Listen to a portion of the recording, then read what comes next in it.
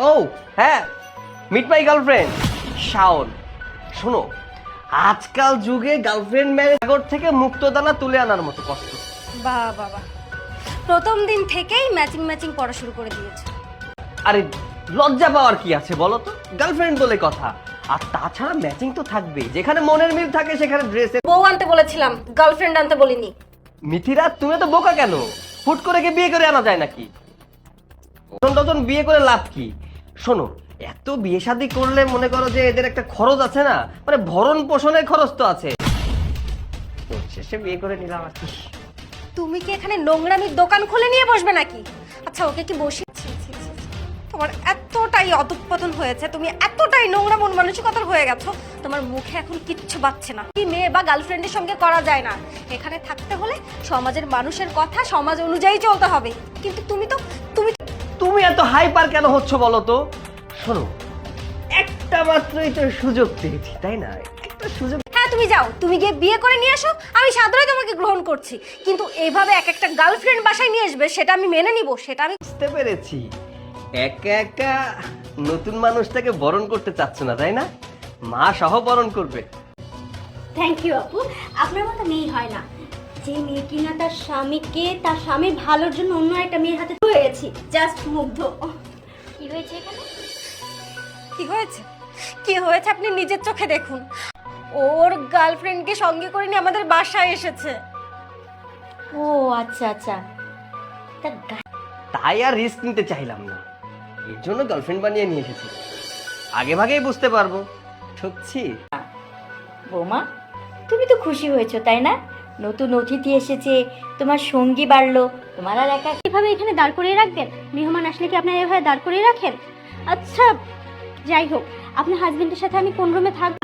এই পরীক্ষায় হারলে কিন্তু আমার মান সম্মান থাকবে না। তখন আবার আপনার মতো আমার ভালোবাসার মানুষটাকে আমাকে অন্য কাউকে দিয়ে দিতে হবে। আমার ভালোবাসার মানুষটা অন্য কারোর সাথে ভাগ করতে পারবো না। তাই বলছি আমাদের রুমটা কিন্তু প্রাইভেট হতে হবে, তাই না? বলো। বুঝুন তো, চলো না। কি? কোন রুমে আমি কি উঠবো? চলো। হ্যাঁ চলো চলো। এই তুমি বালিশ নিয়ে কোথায় যাচ্ছ? সাথে ঘুমাতে হবে, এর জন্য যাচ্ছি আর কি। এই দাঁড়াও, তুমি এখান থেকে এক পাও নড়বে না। তোমার এত বড় সাহস, তুমি এত বড় ও, নির্লজ্জ মনে হচ্ছে তাই না? আচ্ছা ঠিক আছে, নির্লজ্জের যদি একমাত্রা বাড়িয়ে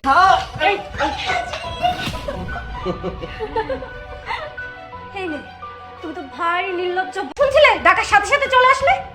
আরে না না, মনের টান, আমার আর ওর মনের টানে আমি চলে আসি। এবার আগুন ধরে যায়, মন যে চাই একেবারে গলাটা চিপে মেরে ফেলি। তুমি আমাদের রুম থেকে এক্ষুনি বেরিয়ে যাবে। নির্লজ্জ বেহায়া মেয়ে কোথাকার। এখানেই থাকবে।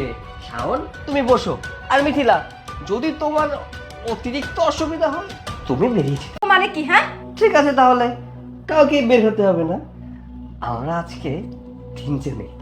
এই না, আমরা বাচ্চা নিব বলে কথা। এখানে একসাথে আমরা তিনজন কি করে থাকি? আমি আর তুমি থাকবো। মিথিলা আপু আর কি। এই মিথিলা, তুমি একটা কাজ করো, তুমি নিচে ঘুমাও, না হলে তুমি রুম থেকে বেরিয়ে যাও। আজ আমাদেরকে প্রাইভেসি দেওয়ার জন্য। চলো চলো, লাইট অফ করে দিই। তো ফুল ঢাকা লাগে। এই মিথিলা,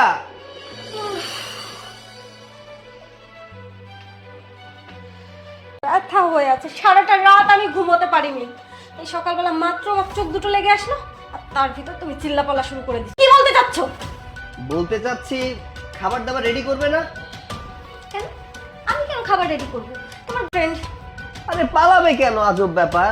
তুমি প্রতিদিন যেভাবে ফ্রেশ হও, ও ওয়াশরুমে গেছে ফ্রেশ হতে। মনে হয় খাইয়ে দিব। আরে আরে আরে আরে, এই, তুমি সব কি বলছো বলো তো? হ্যাঁ, তুমি বিষ খেয়ে মারবে কেন? বড় আপু, বাচ্চা হলে কিন্তু তুমিই পালবে, তুমি আদর করবে, তুমি গোসল করাবে, তুমি খাইয়ে দিবে, তুমি ডাইপার চেঞ্জ করবে। ভালোই ভালোই তোমাকে বলছি, এই বাসা থেকে তুমি বের হয়ে যাও, তা না হলে কিন্তু তোমার সাথে আমি খুব খারাপ করবো। তোমার খুব বেশি বার বাড়ছে তাই না? হ্যাঁ? তোমার ফেলবো। এর সাথে এতদিন সংসার কি করে করেছো? হ্যাঁ না, গামছাটা দাও, ফ্রেশ হয়ে আসি। আচ্ছা দিচ্ছি।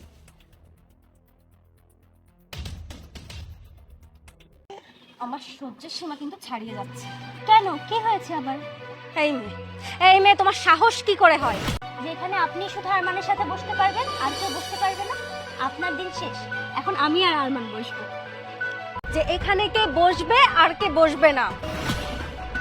আরমান, তোমার বউ এগুলো কি বলছে? হ্যাঁ, ও তোমার বউয়ের মতো এই বাসায় কেন পড়ে আছো? তুমি এখান থেকে চলে যাও, আর আমি এটাই চাই। আপনি কি মনে করেছেন গেলে আমি একলা চলে যাব? কিন্তু খবরদার, এই বাড়ির আশেপাশে তুমি কখনো আসবে না, আর ভুলেও আমার চোখের সামনে আসবে না।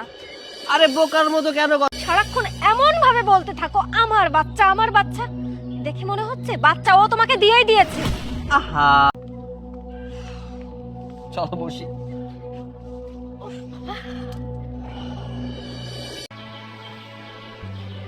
কিছু না। কিছু না মানে? দুপুরে গিলতে হবে না? রান্না না করলে কি গিল? তোমার হাতের রান্না খেতে ইচ্ছে করে, স্বাদ নিতে গেছে। শোনো, শাওন খুব ভালো রান্না করে। আজকে কি রান্না করবো? আসলে তোমার যে রান্নার হাত, তুমি যা রান্না করবে তাই অনেক মজার হবে। বৌমা, চাবির গোছা শাওনকে দিয়ে দাও। চাবির গোছা দিব মানে? হবু বউ, ওকে সবকিছু বুঝিয়ে দিতে হবে না? আস্তে আস্তে তো ওই সবকিছু বুঝে নিবে, তুমি তো আর কিছু করবে। বলে দিচ্ছ না কেন? দিয়ে দাও। যার হাতে যেটা শোভা পায় সেটা তার হাতে দেওয়াটাই ভালো। দিয়ে দাও। ঠিক আছে, চাবি দিয়ে দিচ্ছি। সবাই মিলে দেখছি নতুন সংসার গুছিয়ে নিয়েছো, আমাকে আর করবে না তো চাবির গোছা রেখে কি করবে বলো? বৌমাকে দিয়ে দাও। হ্যাঁ হ্যাঁ, মা যেহেতু বলছে। দেখে আমি আর কি করব? শুধু কি চাবি লাগবে, নাকি বাসা থেকে আমিও বের হয়ে যাব?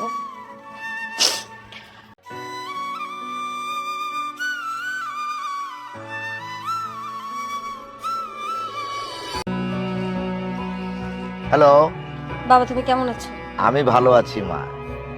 তুমি কেমন আছো মা? তোর সঙ্গে আর থাকতে পারছি না। তুমি আজকেই আসবে, এসে আমাকে আজকেই এখান থেকে নিয়ে যাবা।